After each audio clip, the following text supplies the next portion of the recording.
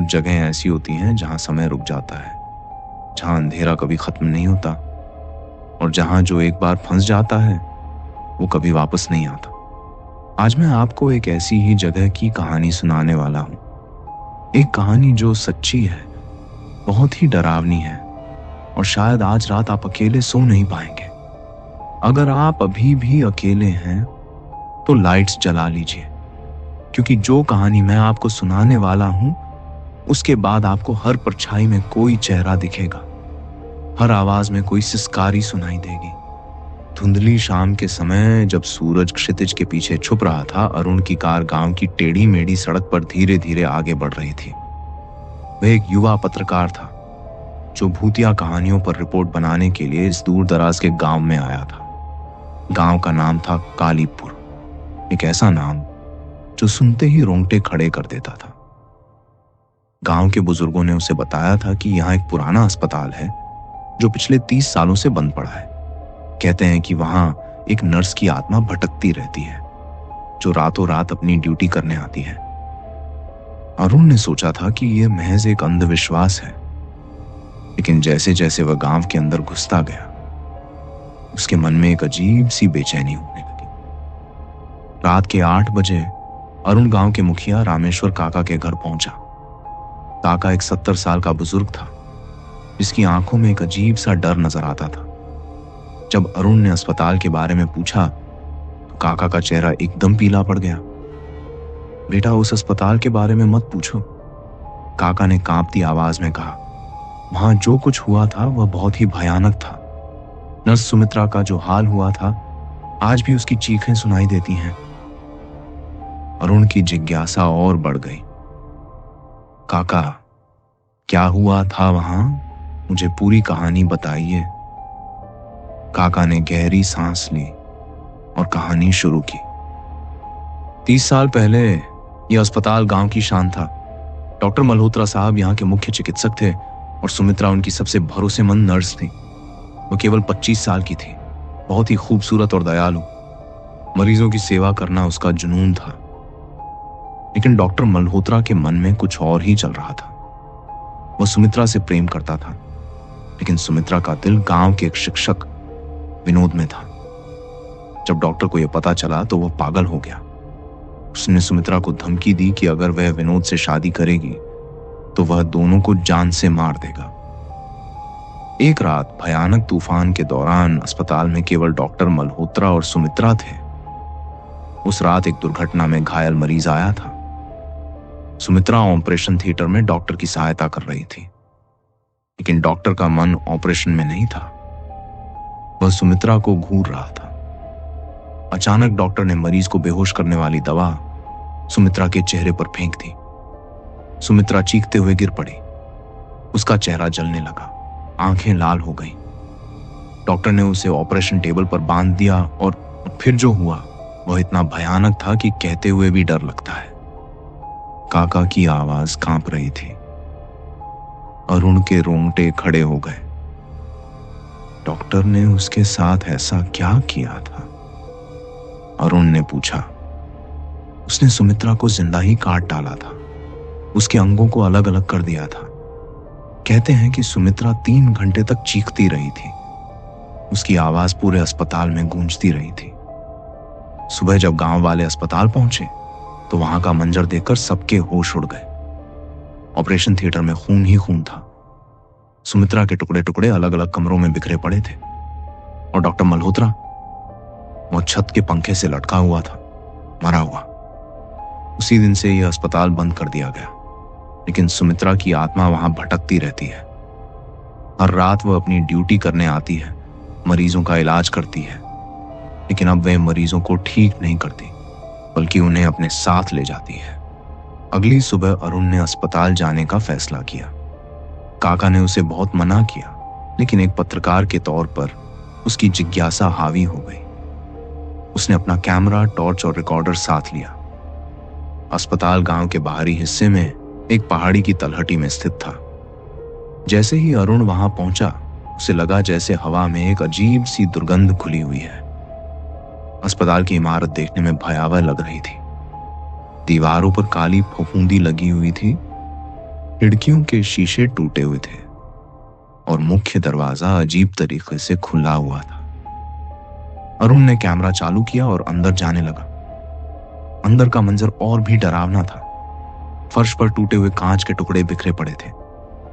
दीवारों पर पुराने खून के धब्बे दिखाई दे रहे थे। रिसेप्शन की मेज पर धूल की एक मोटी परत जमी हुई थी और उस पर कुछ पुराने कागज बिखरे पड़े थे।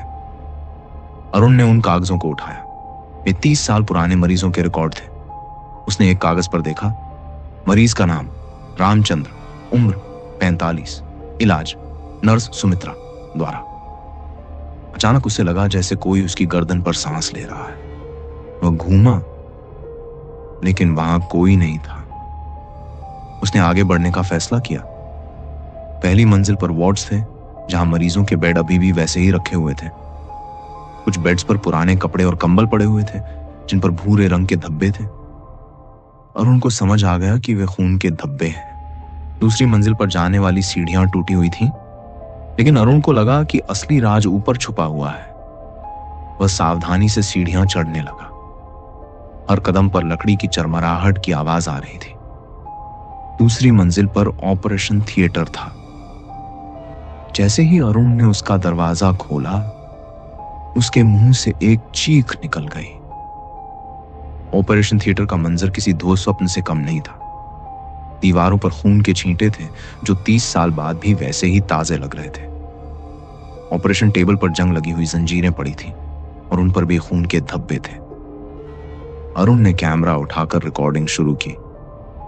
मैं अभी कालीपुर के भूतिया अस्पताल के ऑपरेशन थिएटर में हूं। यहां का मंजर वाकई में डरावना है। अचानक उसके कैमरे की स्क्रीन पर कुछ अजीब दिखने लगा। एक साया जो धीरे धीरे स्पष्ट होता जा रहा था। अरुण ने अपनी आंखों से देखा। हाँ, कुछ नहीं था, लेकिन कैमरे में एक औरत का चेहरा दिखाई दे रहा था, जिसकी आंखें लाल थीं और चेहरे पर जलने के निशान थे। अरुण के हाथ से कैमरा गिर गया। वो पीछे हटने लगा, लेकिन अचानक ऑपरेशन थिएटर का दरवाजा बंद हो गया। उसने दरवाजा खोलने की कोशिश की, लेकिन वह नहीं खुला।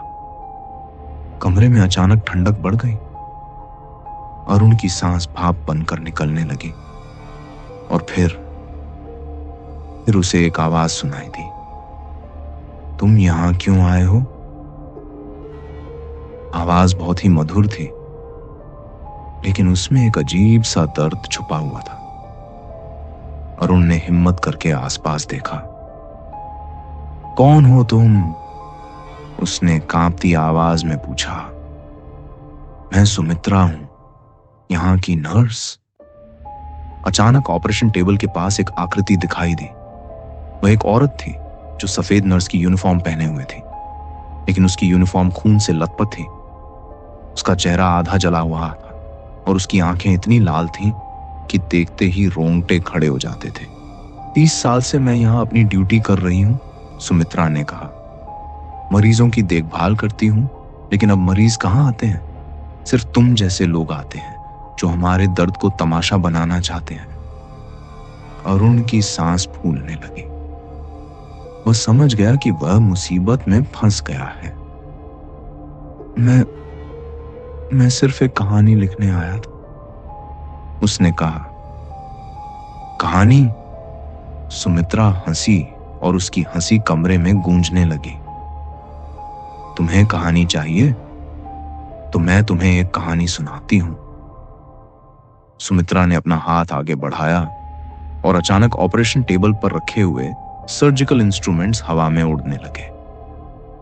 छुरी, कैंची और अन्य धारदार चीजें अरुण के चारों ओर घूमने लगी। जब मैं जिंदा थी तो मैं मरीजों को बचाती थी, सुमित्रा ने कहा। लेकिन उस राक्षस डॉक्टर ने मेरे साथ जो किया, उसने मुझे इन्हीं चीजों से काटा था, टुकड़े टुकड़े किया था। 3 घंटे तक मैं तड़पती रही थी।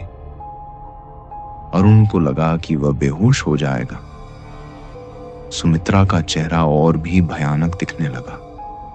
उसकी आंखों से खून के आंसू निकल रहे थे। अब मैं किसी को नहीं बचाती, उसने कहा। अब मैं सबको वैसा ही दर्द देती हूं जैसा मुझे दिया गया था। अचानक एक छुरी अरुण की बांह पर लगी। उसकी चीख निकल गई, खून निकलने लगा। रुको! अरुण चिल्लाया। मैंने तुम्हारे साथ कुछ नहीं किया है। लेकिन तुम भी एक मर्द हो, सुमित्रा ने कहा। सभी मर्द एक जैसे होते हैं, सभी औरतों को तकलीफ देते हैं। एक और छुरी अरुण के कंधे पर लगी। दर्द से उसकी आंखों में आंसू आ गए। मैं तुम्हारी कहानी लिखूंगा, अरुण ने कहा। लोगों को बताऊंगा कि तुम्हारे साथ क्या हुआ था, न्याय दिलाऊंगा। सुमित्रा रुक गई। उसकी आंखों में एक अजीब सी चमक आई। न्याय? उसने कहा। 30 साल बाद न्याय की बात करते हो? हाँ, अरुण ने कहा। मैं पूरी दुनिया को बताऊंगा कि डॉक्टर मल्होत्रा ने क्या किया था।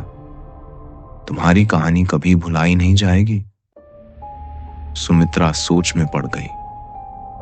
धीरे धीरे वे छुरियां नीचे गिर गईं। ठीक है, उसने कहा, लेकिन पहले तुम्हें पूरी सच्चाई जानी होगी। जो कहानी तुमने सुनी है वह पूरी सच नहीं है, सुमित्रा ने कहा।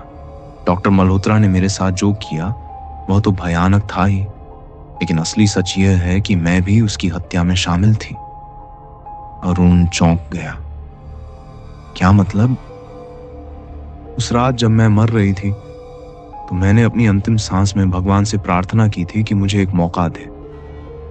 मैं उस राक्षस को सजा दूंगी, और भगवान ने मेरी सुन ली थी। मैं मरने के बाद वापस आई थी। उस डॉक्टर को जगाया था, उसे वैसा ही डर दिखाया था जैसा मैंने महसूस किया था। मैंने उसे इतना डराया कि वह पागल हो गया, और फिर मैंने उसे छत के पंखे से लटका दिया। अरुण के रोंगटे खड़े हो गए। तो तुमने उसकी हत्या की थी? हाँ, सुमित्रा ने कहा, और तब से मैं यहां फंसी हुई हूं। मैं इस दुनिया को छोड़ नहीं सकती क्योंकि मैंने अपने हाथों से किसी की जान ली है। मैं एक हत्यारी हूं। अरुण को समझ आया कि यह सिर्फ एक भूतिया कहानी नहीं है। यह एक त्रासदी है जिसमें दो लोग फंसे हुए हैं, एक पीड़ित और एक गुनहगार। तुम क्या चाहती हो? अरुण ने पूछा। मैं चाहती हूं कि कोई मुझे इस दर्द से मुक्ति दिलाए, सुमित्रा ने कहा। मैं 30 साल से यहां भटक रही हूं। न तो मैं जिंदा हूं, न ही मैं मर सकती हूं। अचानक कमरे में एक और आवाज गूंजी, एक गहरी दहाड़ने वाली आवाज। सुमित्रा, तुम यहां क्या कर रही हो? अरुण और सुमित्रा दोनों घूमे। वहां एक और आकृति खड़ी थी, एक मर्द जो डॉक्टर का कोट पहने हुए था, लेकिन उसका चेहरा बिल्कुल सड़ा हुआ था। गर्दन पर रस्सी के निशान थे। डॉक्टर मल्होत्रा, सुमित्रा चिल्लाई। हाँ, मैं वापस आ गया हूं, डॉक्टर ने कहा। तुमने सोचा था कि तुम मुझे मारकर छुटकारा पालोगी, लेकिन मैं भी यहां फंस गया हूं, तुम्हारी तरह। अरुण की समझ में नहीं आ रहा था कि क्या हो रहा है। दो भूत एक साथ। तुम दोनों यहां क्यों फंसे हो? अरुण ने पूछा। डॉक्टर मल्होत्रा हंसा। क्योंकि हमारा हिसाब अभी भी बाकी है।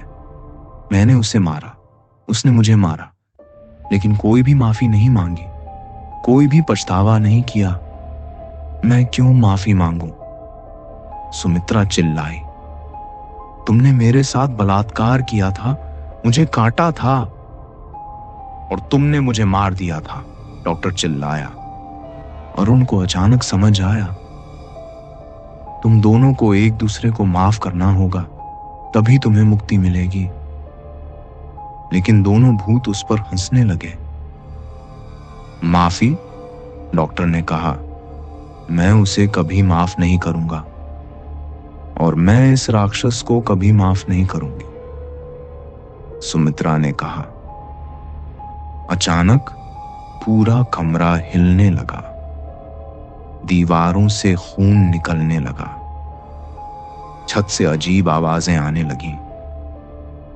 तुम दोनों के कारण यह जगह शापित हो गई है, अरुण चिल्लाया।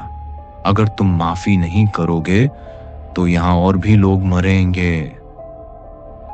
अचानक कमरे में और भी आकृतियां दिखाई दी।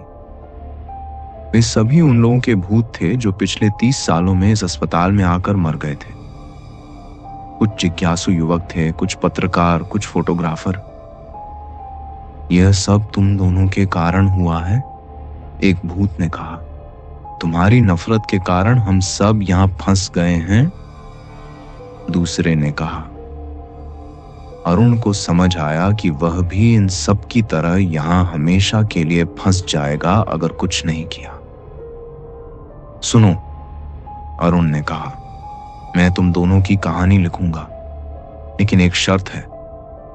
तुम दोनों को एक दूसरे के सामने अपना गुनाह स्वीकार करना होगा। क्यों? डॉक्टर ने पूछा। क्योंकि तुम दोनों गुनहगार हो। तुमने बलात्कार और हत्या की, सुमित्रा ने हत्या की। लेकिन अगर तुम दोनों सच्चे दिल से अपने गुनाह स्वीकार करो तो शायद तुम्हें मुक्ति मिल जाए। सुमित्रा और डॉक्टर एक दूसरे को देखने लगे। 30 साल की नफरत उनकी आंखों में दिखाई दे रही थी। पहले तुम, सुमित्रा ने कहा।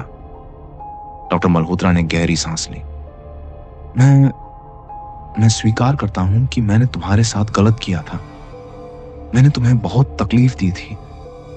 मैं माफी चाहता हूं। सुमित्रा की आंखों में आंसू आ गए। और मैं स्वीकार करती हूं कि मैंने तुम्हें मारा था। हो सकता है कि तुम्हें भी मौका मिलता सुधरने का। मैं भी माफी चाहती हूं। अचानक पूरा कमरा एक तेज रोशनी से भर गया। वो रोशनी इतनी तेज थी कि अरुण की आंखें बंद हो गईं। जब उसने आंखें खोली तो सुमित्रा और डॉक्टर मल्होत्रा दोनों गायब हो चुके थे। लेकिन अरुण की खुशी जल्दी ही डर में बदल गई। कमरे की दीवार पर खून से लिखा हुआ दिखाई दिया, अरुण, अब तुम्हारी बारी है।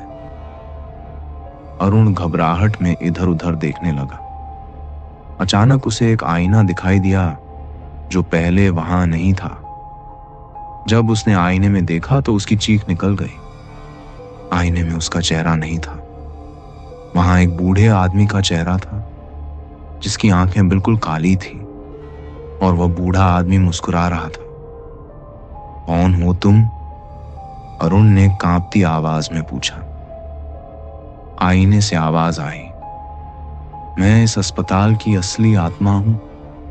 डॉक्टर मल्होत्रा और सुमित्रा तो बस मेरे मोहरे थे। क्या मतलब? इस अस्पताल को बनाने से पहले यहां एक प्राचीन कब्रिस्तान था। सैकड़ों लोग यहां दफनाए गए थे। जब अस्पताल बनाया गया तो सभी आत्माएं जाग गईं। हमें बहुत गुस्सा आया। हमने डॉक्टर मल्होत्रा के मन में बुरे विचार डाले, उसे सुमित्रा के साथ वह सब करने पर मजबूर किया और फिर सुमित्रा को भी बदला लेने पर मजबूर किया। सब कुछ हमारी योजना का हिस्सा था। अरुण को समझ आया कि वह एक बहुत बड़े जाल में फंस गया है। तुम मुझसे क्या चाहते हो? उसने पूछा। हम चाहते हैं कि यह जगह हमेशा के लिए शापित रहे और इसके लिए हमें हर 10 साल में एक नई आत्मा चाहिए। तुम हमारे तीसरे शिकार हो। तीसरे? हाँ, पहले एक फोटोग्राफर आया था 10 साल पहले, फिर एक पत्रकार 5 साल पहले, और अब तुम। हर बार हमने वही कहानी दोहराई, सुमित्रा और डॉक्टर की। लोग फंस जाते हैं। अरुण की सांस फूलने लगी। लेकिन मैंने उन दोनों को माफी दिलवाई, वे चले गए। आईने से हंसी की आवाज आई। वे कहीं नहीं गए, वे यहीं हैं, इस दीवार के अंदर, जैसे बाकी सब हैं। अचानक दीवारों से हाथ निकलने लगे, दर्जनों हाथ जो अरुण की तरफ बढ़ रहे थे। अरुण भागने की कोशिश की लेकिन दरवाजा बंद था। वे हाथ उसके करीब आते जा रहे थे। उसने अपना फोन निकाला और गांव वालों को कॉल करने की कोशिश की, लेकिन नेटवर्क नहीं था। कोई तुम्हें नहीं बचाएगा, आईने से आवाज आई। तुम हमेशा के लिए यहीं रह जाओगे। अचानक अरुण को याद आया कि काका ने कुछ और भी कहा था। गांव में एक पुराना पंडित रहता था जो भूत प्रेत का इलाज करता था। उसने अरुण को एक ताबीज दिया था और कहा था कि अगर कोई मुसीबत हो तो उसे जलाना। अरुण ने जल्दी से अपनी जेब से ताबीज निकाला और माचिस से जलाया। जैसे ही ताबीज जला, पूरा कमरा चमकने लगा। वे हाथ वापस दीवारों में छुप गए। नहीं, आईने से चीख आई, ये नहीं हो सकता। अरुण को समझ आया कि उसके पास मौका है। वह दौड़कर खिड़की के पास गया और उसे तोड़कर बाहर कूद गया। वह दूसरी मंजिल से कूदा था, लेकिन नीचे झाड़ियां थीं जिससे उसे ज्यादा चोट नहीं लगी। वह भागता रहा जब तक कि गांव नहीं पहुंच गया। अगली सुबह अरुण ने गांव वालों को सब कुछ बताया। काका ने कहा कि वह बहुत भाग्यशाली था कि वह बच गया। लेकिन काका, अरुण ने कहा, असली कहानी क्या थी? सुमित्रा और डॉक्टर मल्होत्रा के बारे में जो आपने बताया था? काका ने अजीब तरीके से मुस्कुराते हुए कहा, बेटा, वह कहानी सिर्फ एक कहानी थी। असली बात यह है कि उस अस्पताल में कभी कोई सुमित्रा नाम की नर्स थी ही नहीं। अरुण चौंक गया। क्या मतलब? वह अस्पताल 30 साल पहले एक आग में जल गया था। उसमें 5 मरीज और 2 डॉक्टर मर गए थे, लेकिन कोई नर्स नहीं मरी थी। सुमित्रा का किरदार तो उन भूतों ने बनाया है लोगों को फंसाने के लिए। अरुण के होश उड़ गए। तो मैंने जो कुछ देखा था सब झूठ था। वे भूत अलग अलग कहानियां बनाते रहते हैं, कभी नर्स की कहानी, कभी डॉक्टर की। जो भी व्यक्ति आता है उसके हिसाब से कहानी बदल देते हैं। अरुण को लगा जैसे जमीन उसके नीचे से खिसक गई हो। वह समझ गया कि वह कितने बड़े धोखे में था। लेकिन सबसे डरावनी बात तब हुई जब काका ने मुस्कुराते हुए कहा, अरुण बेटा, एक बात और है। क्या? तुम कल रात यहां आए ही नहीं थे? अरुण की आंखें फट गईं। क्या कह रहे हैं आप? तुम अभी भी उस अस्पताल में हो। ये सब तुम्हारे सपने में हो रहा है। तुम अभी भी उस ऑपरेशन थिएटर में फंसे हुए हो। अचानक काका का चेहरा बदलने लगा। वो सुमित्रा का चेहरा बन गया, और फिर डॉक्टर मल्होत्रा का, और फिर उस बूढ़े आदमी का जो आईने में था। स्वागत है अरुण, सभी आवाजें एक साथ बोली। हमेशा के लिए। अरुण की चीख गूंजने लगी। वह समझ गया कि वह अभी भी उस शापित अस्पताल में फंसा हुआ है, और यह सिलसिला कभी खत्म नहीं होगा। आज भी कलीपुर गांव के लोग कहते हैं कि उस पुराने अस्पताल से रात को चीखों की आवाज आती है। 3 अलग अलग आवाजें, एक औरत की, एक मर्द की और एक जवान लड़के की। गांव वाले जानते हैं कि वे तीनों आत्माएं वहां हमेशा के लिए फंस गई हैं, और वे यह भी जानते हैं कि जो भी उस अस्पताल में जाता है वह कभी वापस नहीं आता। कुछ लोग कहते हैं कि अगर आप रात को बहुत ध्यान से सुने तो आपको एक युवक की आवाज सुनाई देगी जो चिल्ला रहा है, मैं यहां से निकलना चाहता हूं, कोई मुझे बचाओ। लेकिन गांव वाले जानते हैं कि अब कोई बचाव नहीं है। अरुण हमेशा के लिए उस शापित अस्पताल का हिस्सा बन गया है, और कहानी यहां खत्म नहीं होती, क्योंकि हर 10 साल में वे आत्माएं किसी नए शिकार का इंतजार करती हैं। अगला शिकार कौन होगा,